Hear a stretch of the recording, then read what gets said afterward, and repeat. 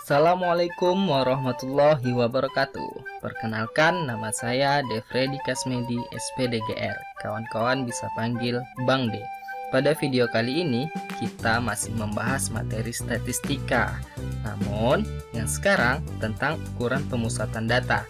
Seperti mana biasanya, sebelum kita memulai video ini, jangan lupa klik subscribe, like, and share.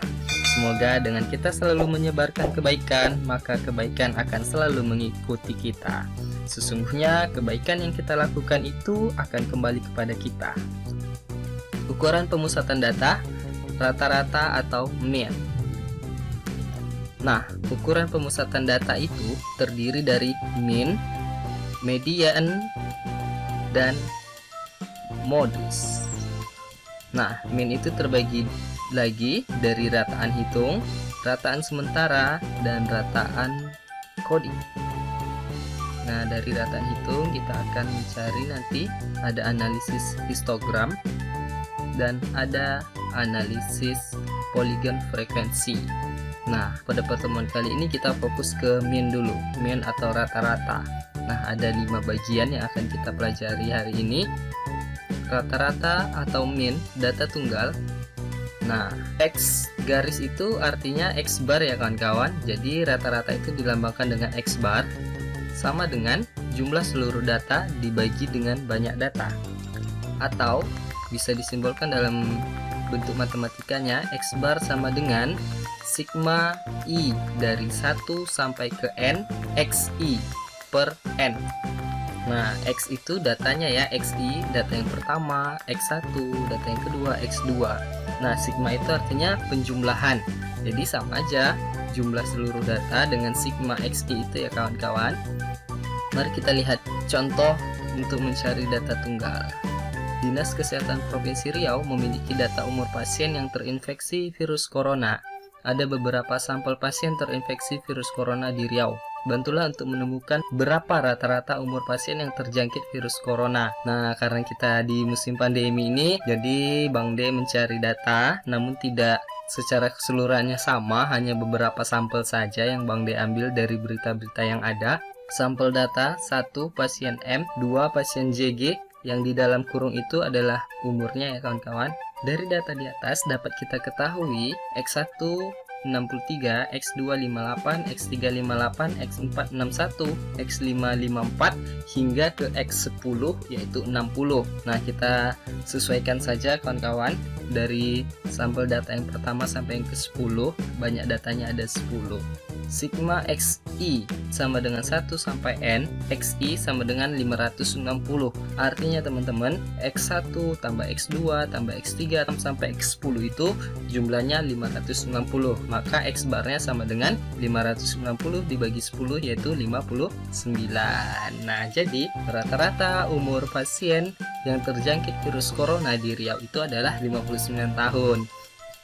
Rata-rata atau mean data kelompok. Nah, di sini kita ada perbedaan sedikit dengan tadi. Tadi adalah data tunggal, sekarang data kelompok. Mari kita lihat rataan hitung. Ini adalah metode yang pertama ya, karena rata-rata ada 3 metode tadi. Kita lihat X bar sama dengan sigma I dari 1 sampai N FI kali XI per sigma I dari 1 sampai N FI. Nah, kalau tadi tidak ada FI-nya guys, sekarang ada FI. FI adalah frekuensi kelas ke I, artinya entah kelas ke-1, kedua, ketiga, dan keempat. Kan berjalan tuh guys dari 1 sampai N. Oke. XI adalah titik tengah kelas ke I. Nah, artinya kelas pertama kan memiliki titik tengah, kelas kedua juga memiliki titik tengah. Ingat, titik tengah adalah yang mewakili data pada kelasnya. Ini dia guys, kita diberikan sebuah tabel distribusi frekuensi. Pertama sekali tentu kita cari titik tengahnya. Setelah itu mengalihkan FI dikali dengan XI. Kita buat lagi satu tabel. Nah, ini dia tabel FI dikali XI. Berarti 2 dikali 23 sama dengan 46. Dan begitu selanjutnya. 8 dikali 28 sama dengan 224. 9 dikali 33 sama dengan 297. Kelas terakhir 2 dikali 48 sama dengan 96.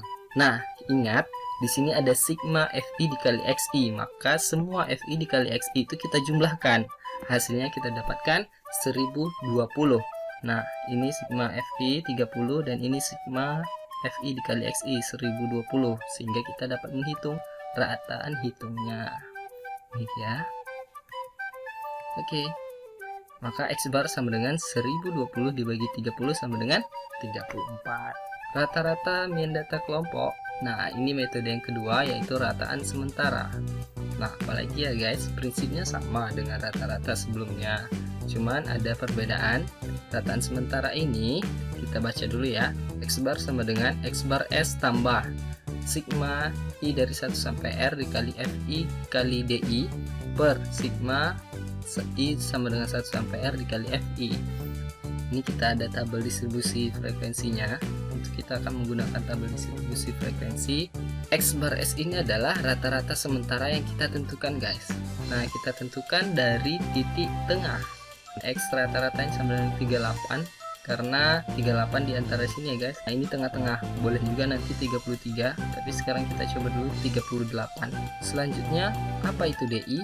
DI adalah XI dikurang X bar S, atau titik tengah dikurang dengan rata-rata sementara. Rata-rata sementaranya kita yang tetapkan ya, 38. Oke, kita buat deh tabel XI nya kalau gitu.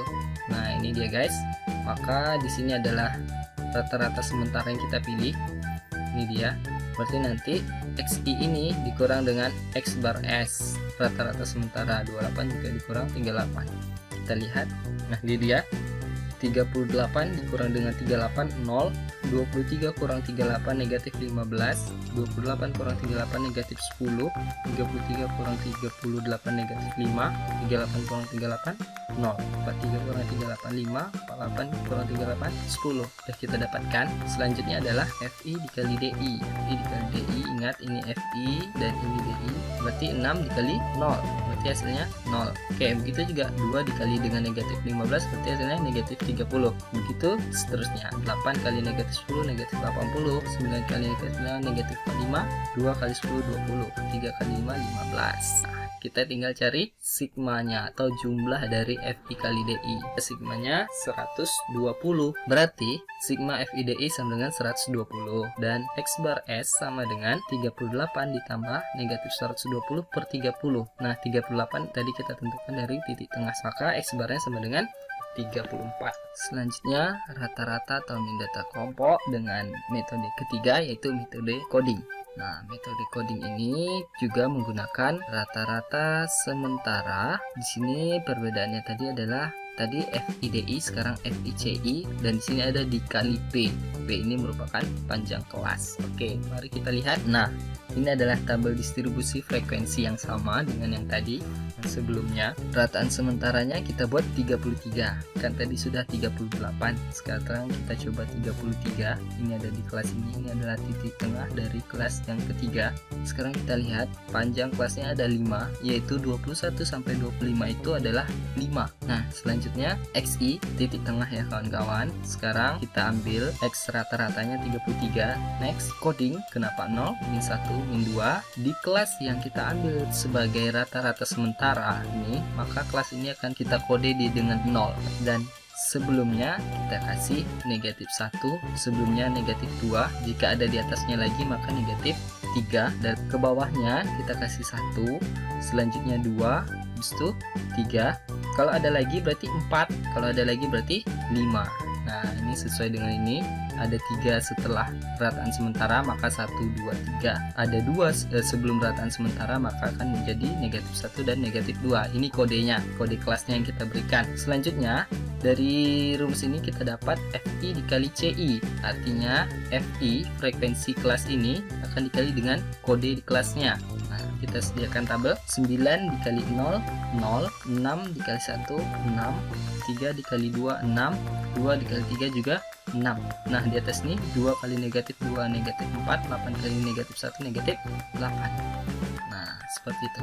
Oke, sekarang kita cari sigmanya. Sigmanya itu ini dia, udah kelihatan ya, 6. Oke, kita udah dapat, artinya sigma FICI nya 6, sigma FI nya 30, dan P nya ada 5. Maka kita coba masukkan X bar sama dengan 33. 33 ditambah 6/30 kali 5, maka X bar sama dengan 34. Nah, teman-teman simak nggak tadi? Metode coding, metode rataan sementara, dan rataan hitung mendapatkan nilai yang sama. Kenapa ada metode coding dan rataan sementara? Nah, untuk memperkecil angka-angka yang akan kita kalikan. Nah, coba kalau tadi rataan hitung 2 dikali 23. Sekarang 2 hanya dikali dengan negatif 2, 9 dengan 0. Nah, ini adalah cara atau metode yang mempermudah cara kerja kita.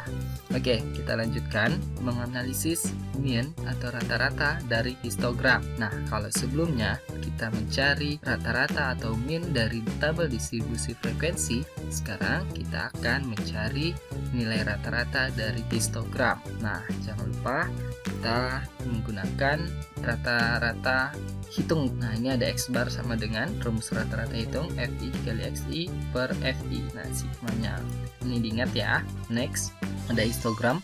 Di bawah ini adalah tepi bawah dan tepi atasnya, dan di atasnya adalah frekuensinya. Titik tengah kelas pertama yaitu 10,5 ditambah 20,5 dibagi 2, maka dapat titik tengahnya 15,5. Kelas kedua 20,5 ditambah 30,5, maka dapatnya 25,5. Nah, caranya gimana tadi?